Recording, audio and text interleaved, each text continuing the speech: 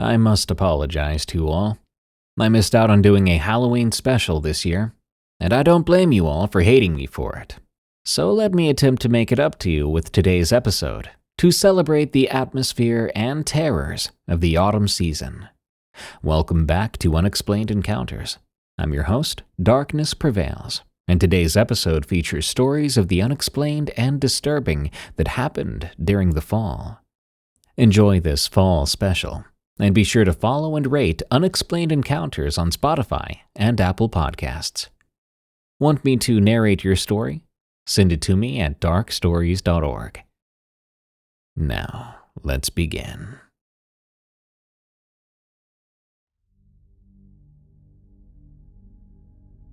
Bayou Beast, from 99 for Cajuns. I'm a lifelong resident of a small town in Louisiana, nestled right alongside the bayou. Growing up, the swamp was our playground. My two best friends, Antoine and Jace, and I spent countless hours out there fishing, catching crawfish, and often just exploring the winding waterways. Last fall, when the air started to cool and the mosquitoes weren't as relentless, we decided to take Antoine's old flat-bottom boat out for a weekend trip. We'd been talking about finding a new spot that Jace had heard about, a place where the fish practically jump into your boat, according to local legends. We set out early Saturday morning, the mist still rising off the water. The boat's small motor puttered as we navigated through the familiar channels. Antoine steered while Jace and I sat on either side, gear at the ready. The swamp was noisy that night, with birds and frogs and such. After about an hour, we reached a part of the bayou none of us had ever seen before. The tree branches here were draped with thick moss, looked like a bunch of curtains. The water was darker too, and it smelled much earthier. "Y'all feeling this place?" Antoine asked, cutting the motor. "It's got a vibe, that's for sure." Jace grinned.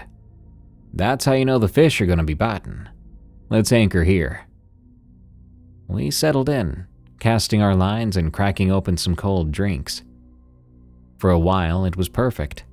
Good friends, good weather, and the promise of a great catch. We joked around, talking about everything and nothing.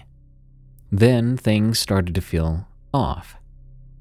It wasn't terribly noticeable at first. The usual course of the swamp seemed to quiet down. The birds we'd heard earlier were no longer calling, and even the insects seemed to take the hint. "Do you hear that?" I asked. Antoine looked up. "Hear what?" "Exactly. It's gone quiet." Jace shrugged. "Maybe we scared everything off with all our talking." We just went back to fishing. After a few minutes, Antoine's line jerked hard. "Whoa, I got something big!" he exclaimed, bracing himself. The rod nearly bent in half. Antoine struggled to reel in whatever was on the other end. "Need help?" I offered, moving towards him. Before I could even reach him, there was a massive splash on the other side of the boat. The whole vessel rocked violently, nearly tipping us over. "The heck was that?" Jace shouted, grabbing the sides. We all stared at the spot where the water was still rippling. Then there was another slam against the bottom of the boat. This time we all lost our footing. Antoine's rod went overboard as he tried to steady himself. "Start the motor!" I yelled. Antoine scrambled to the back and yanked on the cord. The motor sputtered, but didn't catch. Another hit. The boat lurched forward a few feet. Come on," Antoine muttered, pulling the cord again. The motor roared to life. He didn't wait for us to sit down before throttling forward. Jace and I grabbed onto whatever we could as the boat sped through the water. Behind us, I caught a glimpse of something breaking the surface. A dark, scaly back that disappeared almost as soon as it appeared. "Did y'all see that?" I shouted over the engine's noise. "What was it?" Jace asked, his eyes wide. "I don't know. I think it's following us."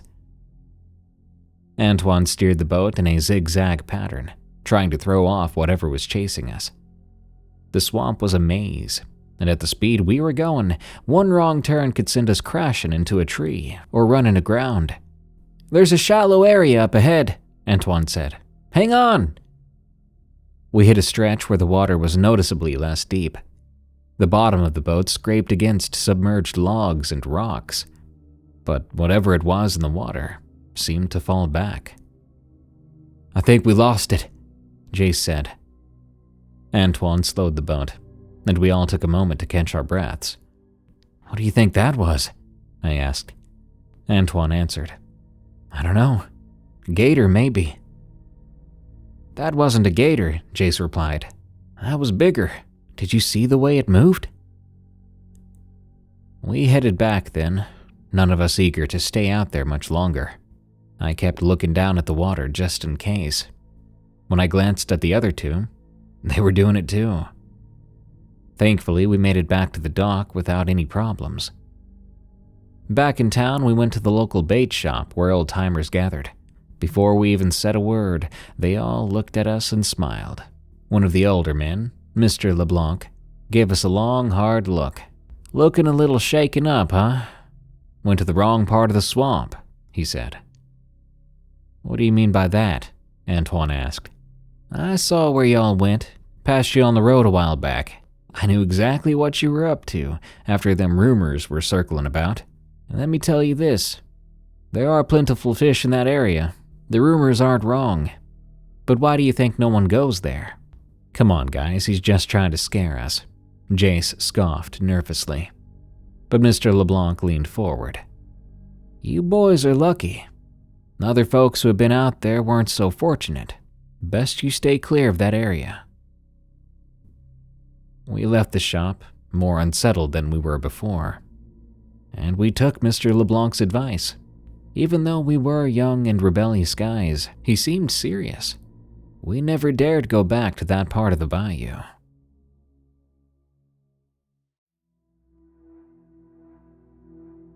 Echo of the River from MossyGrove. I remember the day Elias drowned like it was yesterday. We were kids, about 10 years old, racing our makeshift rafts down Willow River. It was late October, the leaves turning red and gold. Elias was always the daredevil, pushing us to go faster and doing things that were risky. That day, he had decided to take us further downstream than we ever had before. The current was stronger than we anticipated. Halfway through our race, a sudden rush of water caught Elias off guard. His raft flipped violently, and before I could even react, he was swept under. I stood there, frozen, watching him disappear into the churning river. Panic set in, and I shouted his name, but all I heard was the roaring water. I ran home as fast as I could, got my parents, his family and my family, and some nearby kids, tried to help, tried to find Elias. But by then it was far too late. Elias was gone. They found him about a week later, swept up on the shore, dead. Growing up without my best friend left a hole in my life. The two of us had been inseparable, always getting into some adventure or another. Losing him felt like losing a part of myself. And, for years, I avoided that river, watching what happened to him, the way it took him. It gave me a fear of bodies of water. Fast forward to my 20s, I found myself back in our hometown for a family reunion. Life took me far away from there, but there's something about the Kansas fall that will always make me want to come back. Nikki, my girlfriend at the time, joined me, curious about where I grew up and wanting to meet my family. Seemed like things might be getting serious. One evening after dinner, we decided to take a walk down to Willow River. It had been a long time, and my fear and trauma of bodies of water had slowly faded, but was somewhat there, subtly. I noticed that the town hadn't changed much. Still the same old houses and the same familiar smells of wood, smoke, and fallen leaves. We reached the old wooden bridge where Elias and I used to watch the sunset. The river was calm that evening. As we stood there, Nikki noticed something moving in the water. "Look," she pointed. I turned to see a shadowy figure moving beneath the surface. "That's a big fish," I said. If it wasn't a fish, it was possibly some debris, maybe a plank. But then I saw something more clearly. That was no fish or wood. That looked like a little boy. "Elias?" I whispered, my voice shaking. Nikki looked confused. "Elias? Your childhood best friend? I think we need to go back to the house." I tried to shake it off, telling myself it was just my mind playing tricks on me, but the figure was coming out of the water now, slowly. It was unmistakably Elias, or someone that looked like him. He stared straight at me, and for a moment, I felt his presence again. That warmth, that laughter. But that couldn't be. I'd watched Elias die. Nikki grabbed my arm. "I don't know who that is, but it's not Elias," she said. "We need to go back." She yanked on me, trying to pull me away. But I stood still. I couldn't tear my eyes from him. I hadn't seen him in so long. Was it really him? Usually in ghost stories, they talk about figures that are dark or blurry, but this was crystal clear. Maybe the trauma of being at the river again was coming back up in a bad way. I finally backed away. Nikki continued to tug on my arm, and eventually I turned around, looking away from the figure. That was hard. How does a person turn away from something like that? As we made it back to the bridge, I turned back to look, to check if he was still there. There were ripples in the water, but the figure was gone. I rubbed my eyes and took a deep breath. I noticed then that I was crying. "Babe, you okay?" Nikki asked. I nodded. "Yeah, but that was the creepiest thing I've ever seen. You saw the same thing, right?" "It was just a little boy playing in the water." I looked at her, narrowing my brow, then realized she was clearly faking it.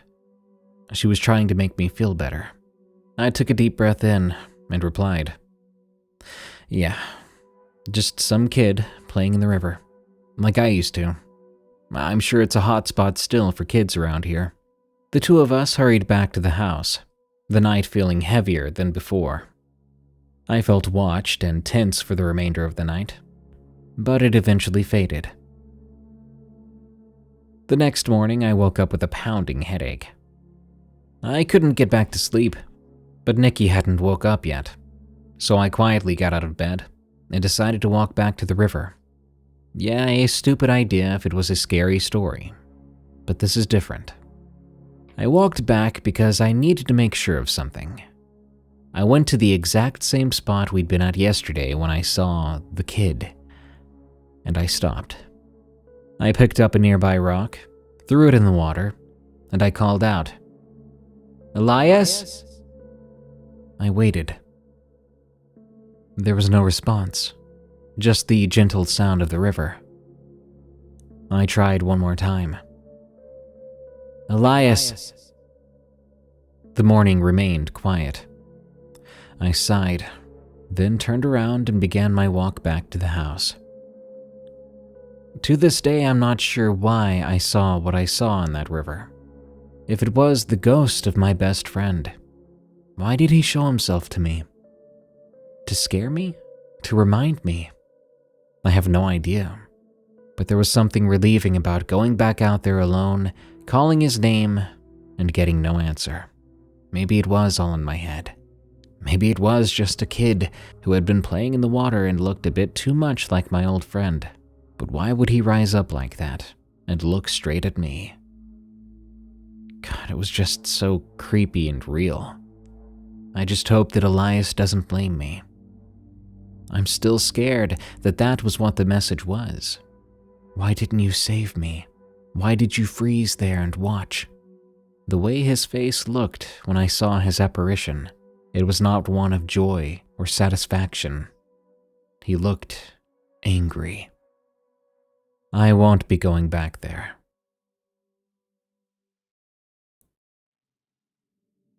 The Hare of Harvest Hill. From Amanda J.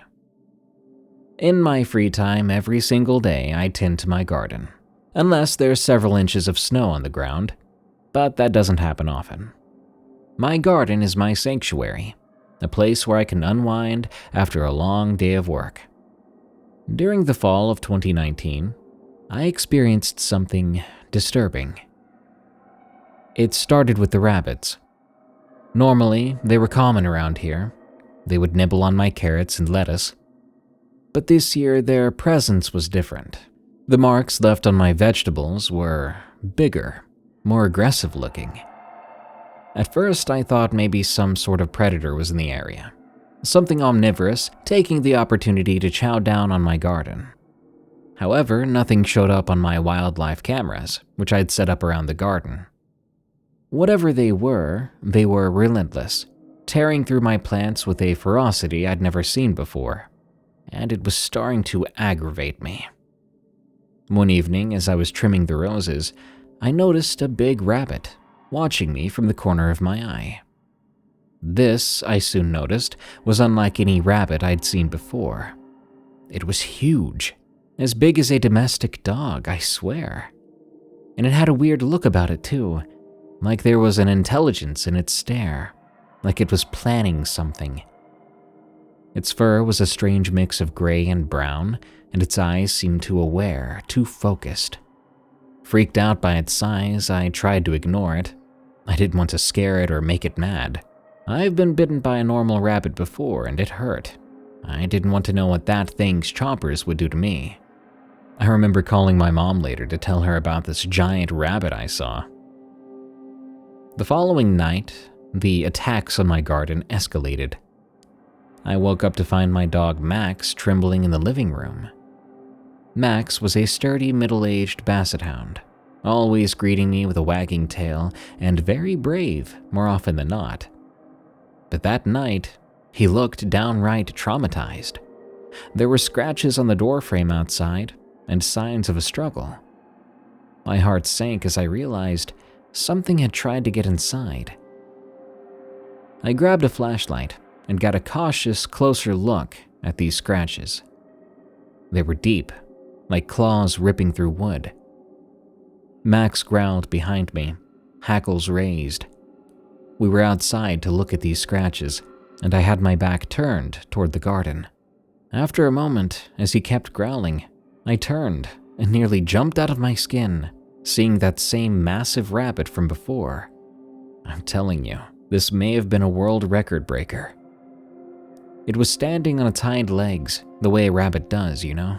I could see claws coming from its bottom feet, the way an animal's nails grow out way too far after they haven't trimmed or bitten at them for several months. But this was on a bit larger scale.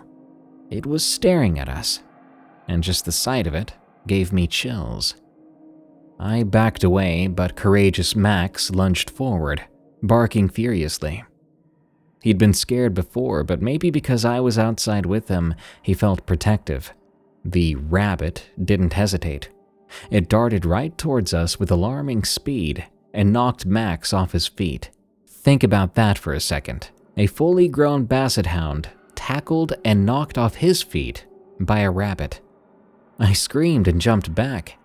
I watched the rabbit slash at Max, and I could hear him yelping in pain, trying to fend it off, biting and clawing and kicking. I panicked and realized I had to do something. I had a heavy garden hoe nearby, so I grabbed it and swung it at the rabbit. And of course, its reflexes were like a rabbit too. It ducked below the head of the hoe, then jumped back. It bounded forward and backward, side to side a few times, as if looking for an opening to jump back in and kill Max. I was screaming and crying at the thing. You gotta believe how scared I was at that moment. This continued on for a minute before it jumped in again, and I managed to hit it with a desperate swing. God, that thing was heavy. But it was enough to make it flinch back, and it ran off through the garden before disappearing. Max was injured but alive. He limped away, whimpering as we went back inside. I was panting. I stared through the windows towards the back garden, looking for any movement or big floppy ears. But luckily, that thing seemed to be gone for now. My fear soon turned to anger. Something attacked my dog, nearly killing him. The next day, I was off work. We took a visit to the vet, and when we came back, I found more destruction in the garden. Plants were uprooted, vegetables shredded, and paths torn apart. It was like a hurricane had just passed through. Life went on for a couple weeks. The garden invasions kept coming almost every night. And apparently it wasn't just my garden it was targeting. Neighbors were reporting similar damage, and a few even spoke of a strange large rabbit lurking around their yards. One particularly stormy night, the winds were howling and rain pelted the house. I was lying in bed, trying to sleep, when I heard the familiar scratching at one of my windows. My heart pounded at it as I glanced over to Max. He was curled up beside me, now awakened from a restful slumber. I grabbed the flashlight and approached the window cautiously. The storm outside made it difficult to see, but I soon spotted it. The big rabbit thing, soaked and muddy. Before I could react, the darned thing jumped at the window and bounded off with its back feet, scaring the daylights out of me. I stared at the thing, growing more scared and angry by the second. This dumb, massive herbivore was threatening me, being territorial over my land. There was a flash of lightning then, and I gasped. I'd been staring at the rabbit, and much of the dark substance I thought was mud on its fur reflected red during the lightning strike. That was blood. The storm began to intensify, and the creature backed away, hopping back off into the night. I stood there, shaken, wanting to go back to sleep, but terrified at the idea of that rabbit being outside my house, just beyond the wall. Yeah, scared of a rabbit, so much so that I couldn't sleep very well. The next morning, the skies were clear. I visited a couple of neighbors to check in on them, worried about what I saw the night before. And then came the grave news. My most elderly neighbors, Mr. and Mrs. Franklin, confided in me during my quick visit that their 11-year-old blue tick hound, Barley, had been killed last night by a wild animal. They didn't see it happen, but they found his remains and buried him just this morning. Garden and even pet attacks continued for a few more weeks, before suddenly just starting to subside. I guess the demon rabbit lost interest, though I would see the thing one more time. From my back garden, I had a distant view of the woods, maybe about 80 yards from my house. I looked up while doing some gardening, and I swear I saw it again. That big freaking rabbit. This time licking its paws and ears, cleaning itself like it was some normal thing for it to do. God, I wanted that thing dead. I didn't like knowing that something like that existed, a rabbit big enough to kill hunting dogs. It didn't stay there very long. Maybe it wanted to remind me that it was still out there, before bounding off into the trees. Life returned to normal for us. My garden began to flourish again, and our community was a bit more tight-knit, as we frequently began to check on each other and our pets, exchanging vegetables and fruits we'd been growing. And if you're wondering, Max is completely okay. His injuries were a bit deep, but nothing that would keep him down long. He's back to his brave and playful self, too. My loyal companion, he may have just saved my life that night. Because what if he wasn't out there, and that rabbit had attacked me? I honestly have no idea if I could have fended it off. So to anyone listening, what do you think? Have you ever seen a rabbit that big? Have you ever seen one that aggressive? Because I'm telling you, that thing was evil.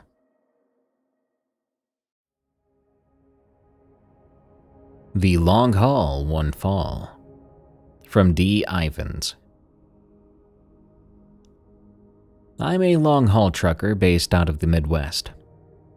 Just last fall, I had a route that took me through some of the most remote stretches of the Great Plains. I've always enjoyed the solitude of the open road. One particular trip on this route stands out in my memory, and probably always will. It was late October. I was hauling a load from Kansas to Montana. The route required me to drive through vast expanses of open land, where towns are few and far between. I set out in the early afternoon, planning to cover as much distance as possible before pulling over for the night. As evening approached, the sky transformed into hues of orange and purple. I remember thinking how picturesque it all looked. If I was a painter, that would be the scene I painted, a perfect backdrop against the endless fields. I hadn't seen another vehicle for at least an hour by that point, and the only company I really had was the rhythmic hum of the engine. Around 10 p.m., the darkness was complete. The stars were out in full force, and the moon cast a dim glow over the place. I was cruising along a particularly desolate stretch when something caught my eye. Standing near the side of the road was a figure. At first glance, it looked like a deer standing on its hind legs, maybe trying to reach at something. Even so, you don't see that a lot, so it made me do a double take. Slowing down a bit, I tried to get a better look. The figure was tall and thin, with limbs that seemed disproportionately long. Its skin, or was it fur, appeared pale under the headlights. The eyes reflected the light with an eerie glow. Not the usual shine you see in animals, but something more intense, or at least something so different that it could startle a person. I felt a chill then. I've seen plenty of wildlife during my drives, but nothing quite like this. I told myself it was just a trick of the light, perhaps a distorted shadow. I kept driving, trying to put that out of my mind. About half an hour later, I nearly choked on my own spit because I saw it again, the same figure from before. This time, it was on the other side of the road, just within range of my high beams. I was sure of it, the same weird figure. Tall, gaunt, and unnatural. My hands tightened on the steering wheel. There was no way it could have moved ahead of me without me noticing. I was starting to feel genuinely creeped out. I considered calling someone, but I wasn't sure who, and what would I say? I was wanting to call someone really just to feel less alone, but deciding there wasn't much I could really do, I pressed on, turning up the radio to shake off the nerves. Another hour passed without incident, and I began to relax, convincing myself that fatigue was making it easier for me to get scared. I'd simply seen something the wrong way, and I quickly passed by it, so my 2 encounters so far were just happenstance. And that was when I saw it for a third time. It was closer to the road now, almost as if it wanted me to see it. My heart nearly leapt out of my chest. This wasn't a coincidence or a hallucination. I sped up, my eyes flicking between the road and the mirrors.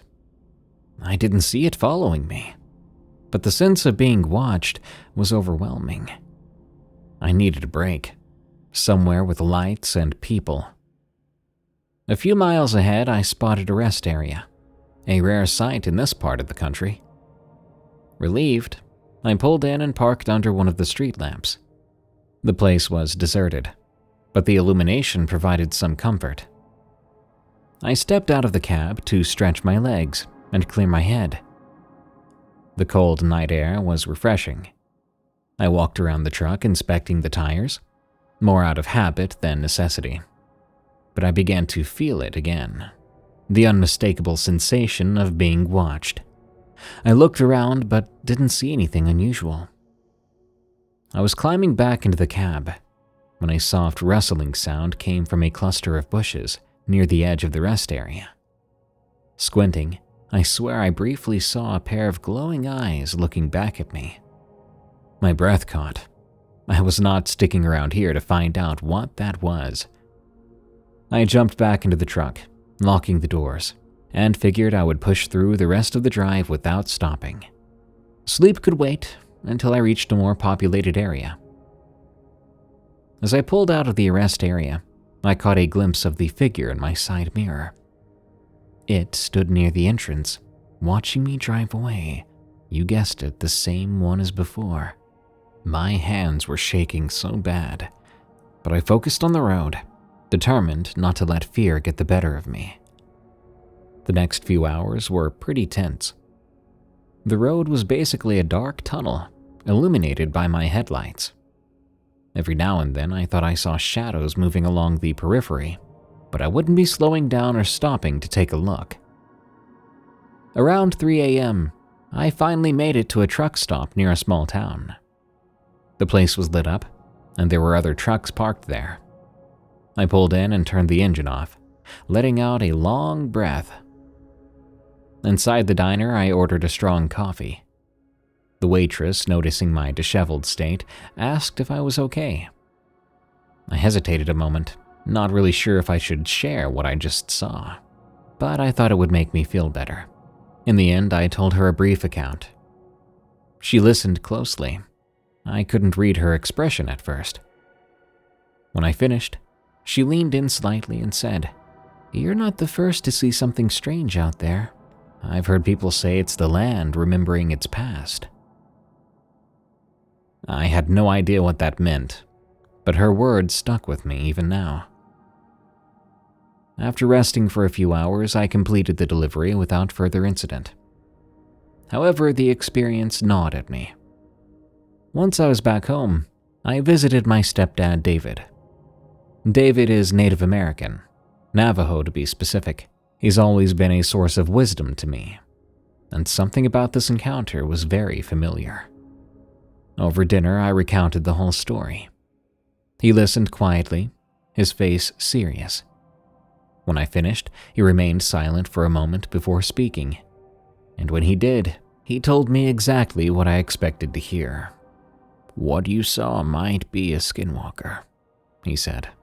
"Yes, I know you recognize that word, but why you saw it at all out there, that's what I'm worried about." I tensed up. If he was worried, I was even more worried. "Why do you think it was out there?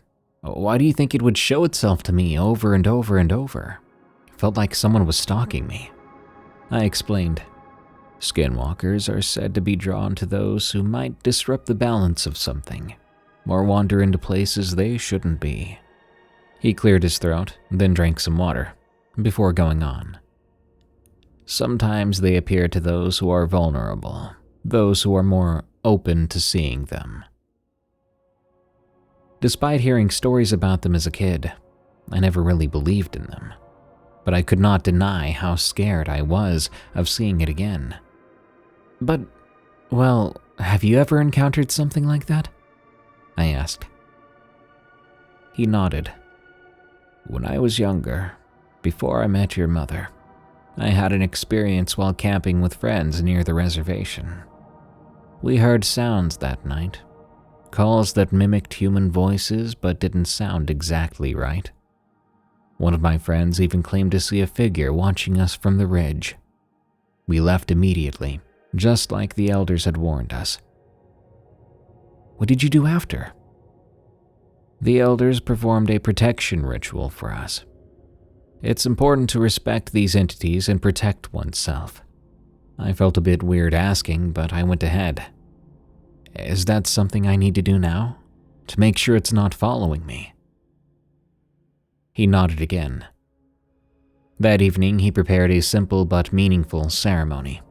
Using sage and cedar, he performed a cleansing ritual around me. He softly chanted in Navajo, words that I didn't understand but felt very comforted by.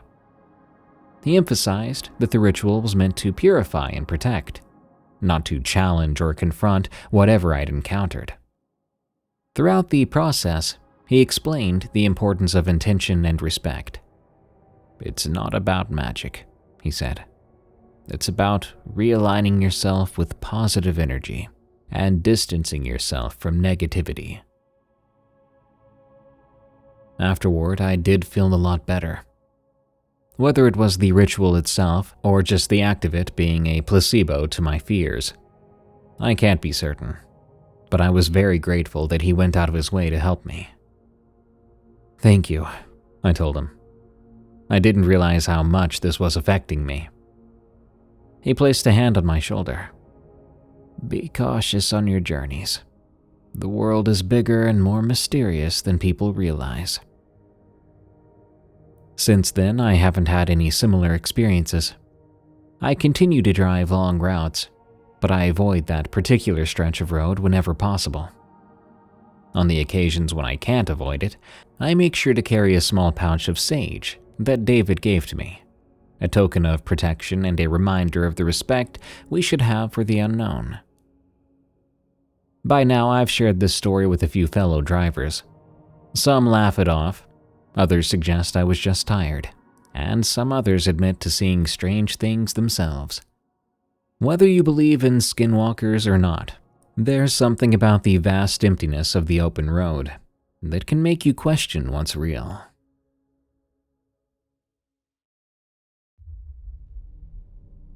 The Forest Whispers, from Frank Nobody.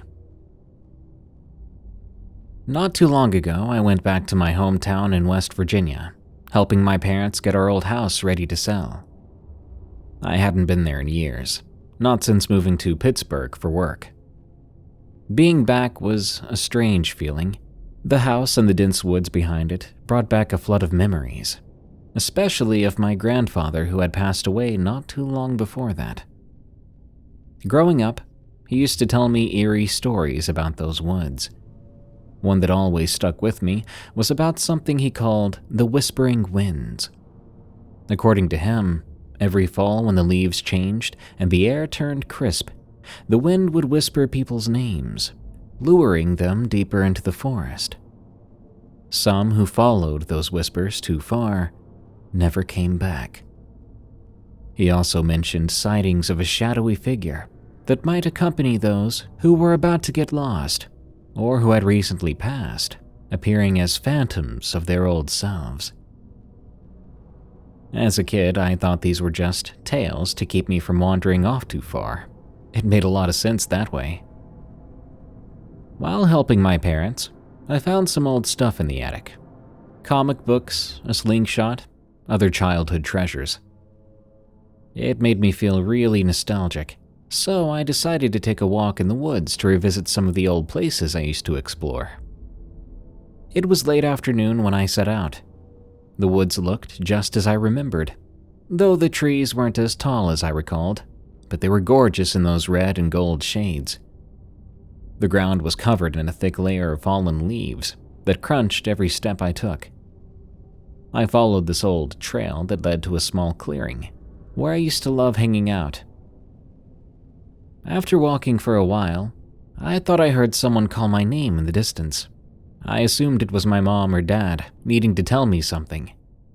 But when it came again, I realized it sounded faint, not like a distant yell, but more like a whisper. Now, keep in mind, at that time, I had not been thinking about Grandpa's old stories. I hadn't thought about them for years, so the paranormal or unexplained was the last thing on my mind. When I heard it, I just stopped and looked around.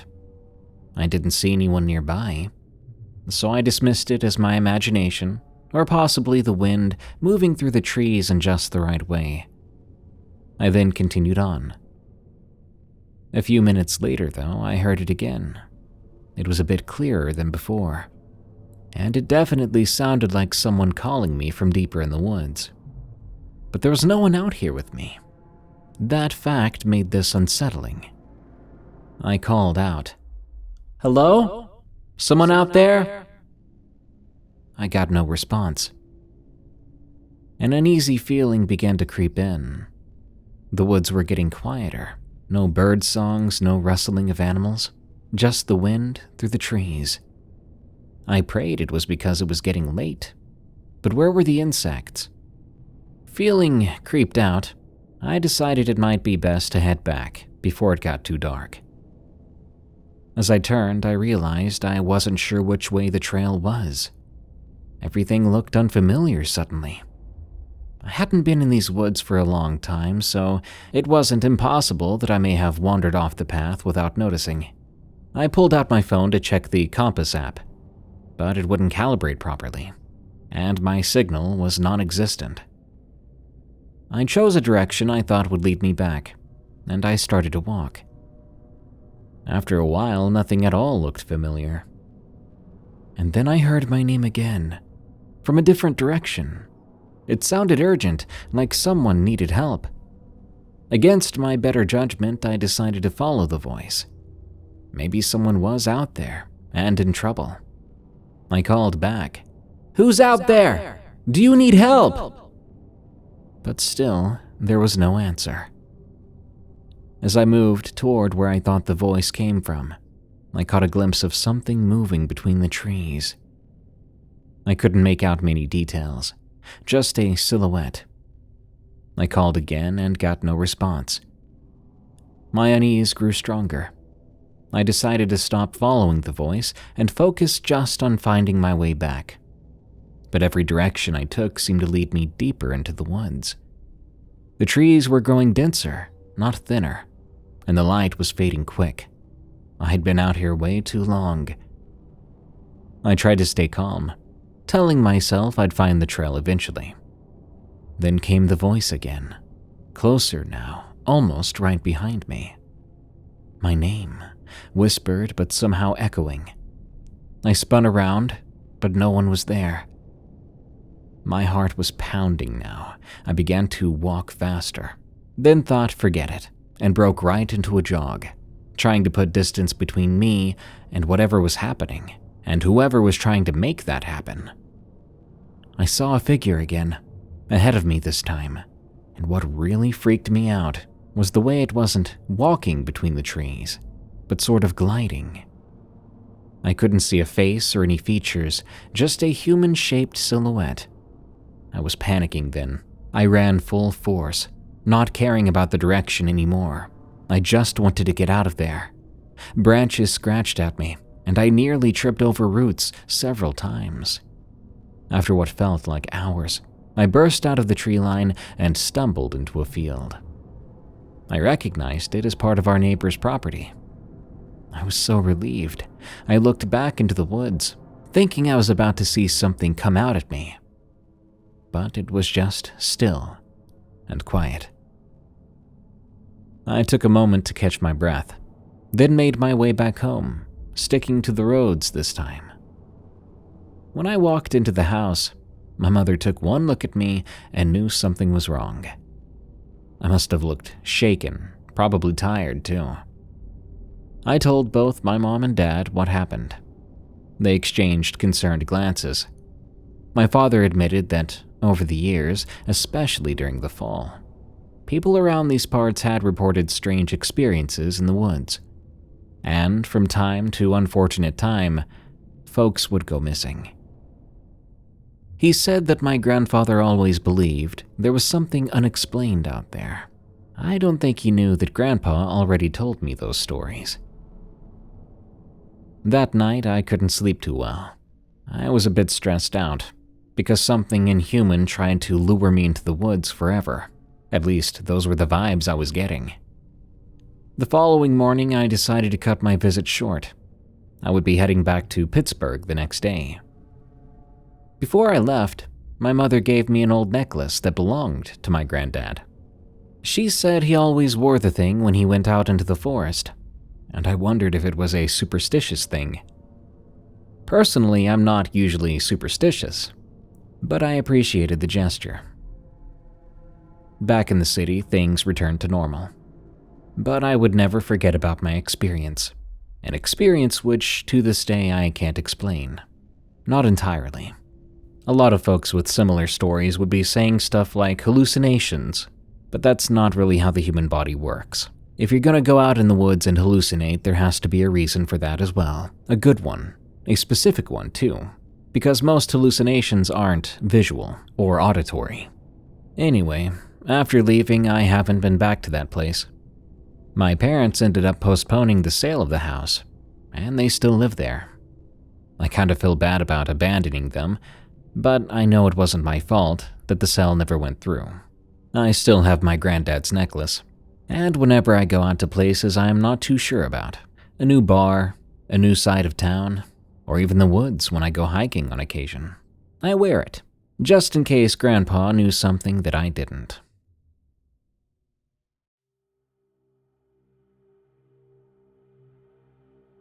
I went camping with my fiance. From F. Dearson. The fall always brings back memories of the woods where I grew up. The changing of the leaves makes me very nostalgic. Last October, I decided to revisit those woods with my fiancée, Serafina. We wanted a quiet weekend before the wedding, away from the chaos of city life. I thought it would be a good way to share a piece of my past with her. We picked a spot deep in the pine forest, not far from where I used to hike as a kid. Setting up our tent was easy. The ground was covered in a thick layer of leaves and pine needles. By the time night fell, we had our little campfire going, roasting marshmallows and swapping stories from our youth. Serafina loved hearing about my childhood adventures, and I enjoyed seeing her so relaxed in nature. That first night was peaceful, just the sounds of the forest settling down for the night. But on the second evening, things took a turn. Dark clouds rolled in very quickly, turning the peaceful sky an ominous gray. We packed up to get out of the rain, but the storm hit harder than expected. The rain was relentless, pounding the tent and making it hard to sleep. Serafina was restless, tossing and turning, while I tried to stay calm for the both of us, listening to the storm outside. Around midnight, the rain eased up a bit, but an eerie silence settled over the woods. I was drifting off when I heard a faint scratching noise. It sounded sort of like a branch scraping against the tent fabric, but the sound kept getting louder and more deliberate. My heart started to pound, and I nudged Seraph awake. "Did you hear that?" I whispered. She nodded, eyes wide. "Probably just something outside." But the scratching didn't stop. It felt like something was trying to get in, testing the fabric. I slowly unzipped the tent, the flap opening to reveal nothing but the soaked ground. The smell of rain and damp earth filled the air. We both stayed quiet, just in case, listening closely. After a few tense minutes, the sounds faded, and we tried to get some rest. But we were both a bit creeped out. The next morning, the storm had passed, leaving the forest glistening with moisture. As we packed up our things, I couldn't shake the feeling that something was wrong. A few miles into the hike, I noticed some scrapes on the trees. They looked like claw marks running straight through the forest. It was unsettling. Serafina saw them too. "Have you seen anything like that before?" she asked, pointing to the marks. "No, never. It could be a bear, but..." "But what?" "Well, I didn't want to say it. I don't want to freak you out. Come on, just let it out." "Well, this area's never been known for bears or mountain lions. I really have no idea what could have done this." We kept walking, the marks becoming more frequent and larger. It was clear that something powerful was moving through the woods. I tried to think logically. Maybe some larger animal that we hadn't encountered out here before. But the way the marks were made didn't seem natural. As we went deeper into the forest, the trail began to narrow. We were surrounded by thick underbrush and towering trees. The air got colder too, and a thick mist started to rise from the damp ground, making everything look haunted. Every sound seemed amplified. The crunch of leaves under our boots, the distant call of a hawk. We would hear the occasional rustle of something moving just out of eyesight. Suddenly, Serafina stopped, staring ahead with a look of sheer fear. "Tell me you see that." I followed her gaze to a clearing up ahead. There, partially hidden by the mist, stood a figure. It was tall and hunched over, limbs stretched out in a weird way. The creature's skin was a dull gray, almost blending in with the surroundings. Its eyes really stood out, glowing faintly in the dim light. My heart raced as I tried to make sense of what I was seeing, but I couldn't. "Seraph, we need to go back," I said, keeping my voice low. When we turned to leave, something was off. The path we were on before now seemed more uneven, roots and rocks jutting out, making it harder for us to go faster. I glanced behind us and jumped.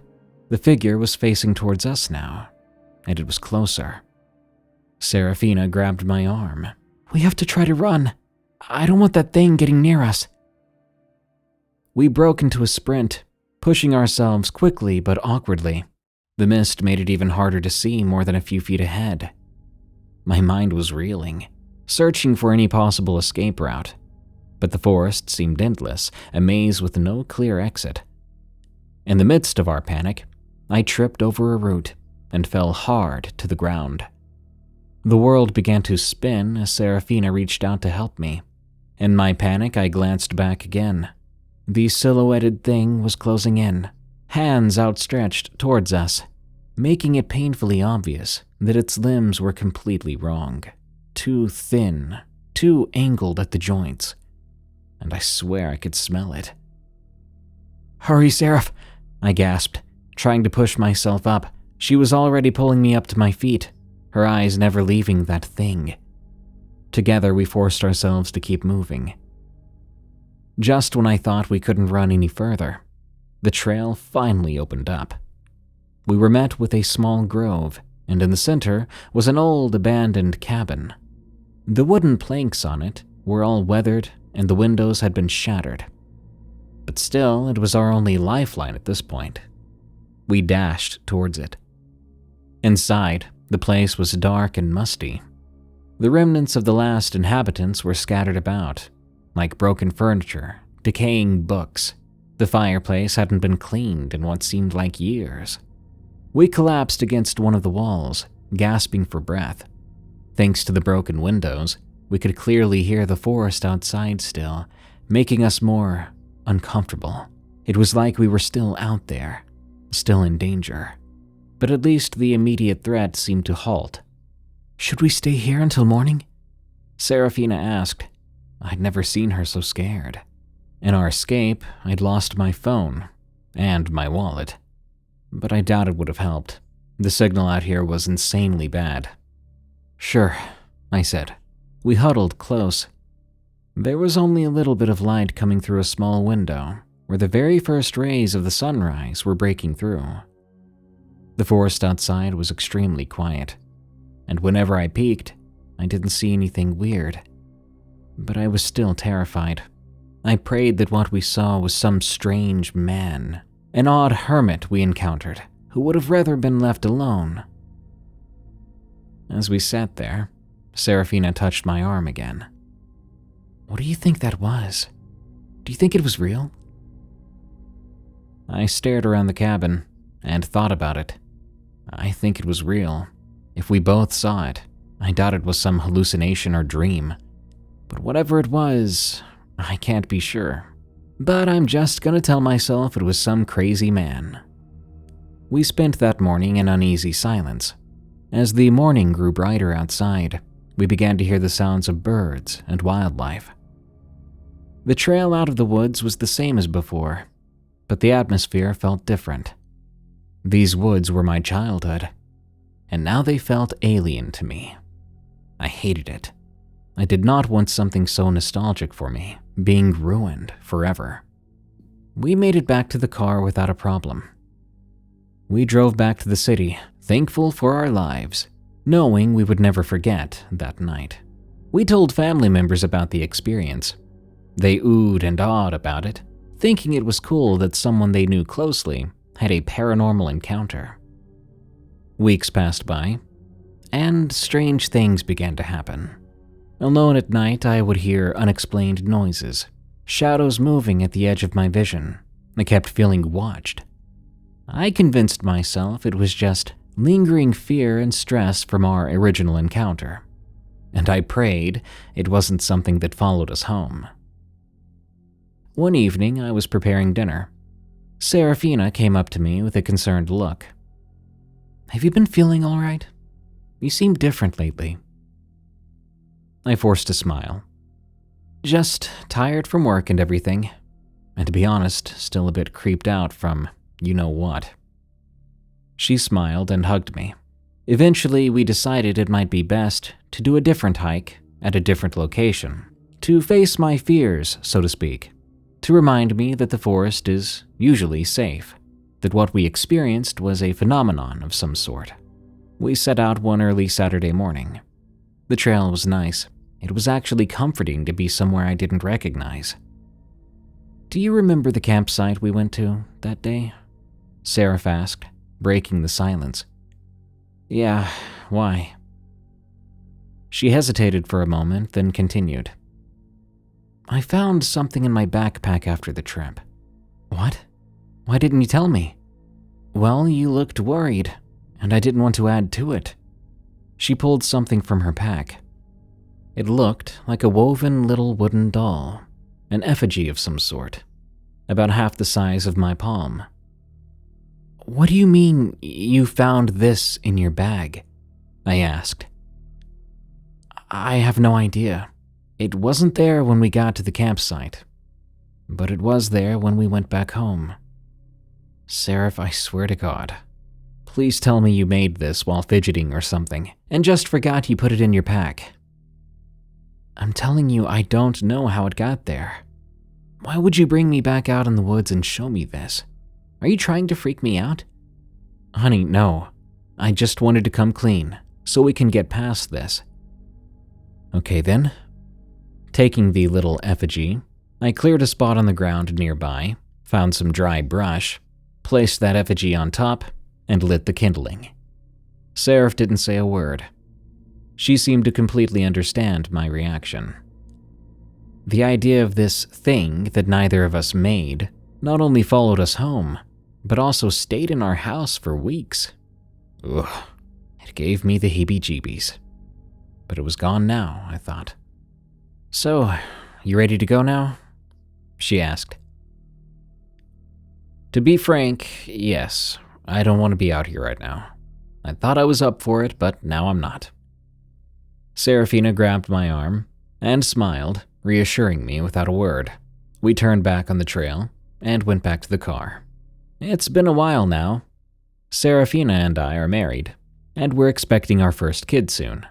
I'm doing what I can to fall back in love with the outdoors, because I feel guilty at the idea of not letting that kid fall in love with nature just over one bad experience. But yeah, life is good. No more weird experiences. My advice to anyone out there who loves the outdoors as much as I used to, if you see anything weird in the woods, check your backpack when you leave, because something may have placed a haunted little effigy in your bag, and it might alter your mood for some time. Be careful out there.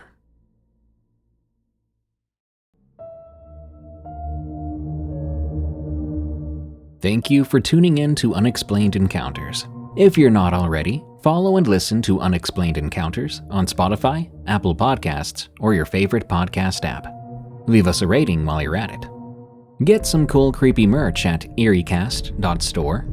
Check out my other show where I narrate scary work stories. It's called Tales from the Break Room. For more terrifyingly entertaining shows from EerieCast, go to eeriecast.com. And if you want to listen to Unexplained Encounters and all the other EerieCast shows without pesky ads, sign up for EerieCast Plus at eeriecast.com/plus. You'll also get exclusive access to horror audiobooks only available to EerieCast Plus members. And you'll get 20% off our EerieCast.store merch through our members-only monthly discount code. Finally, if you have a scary story of the unexplained, send it to me at darkstories.org. I think that's about it.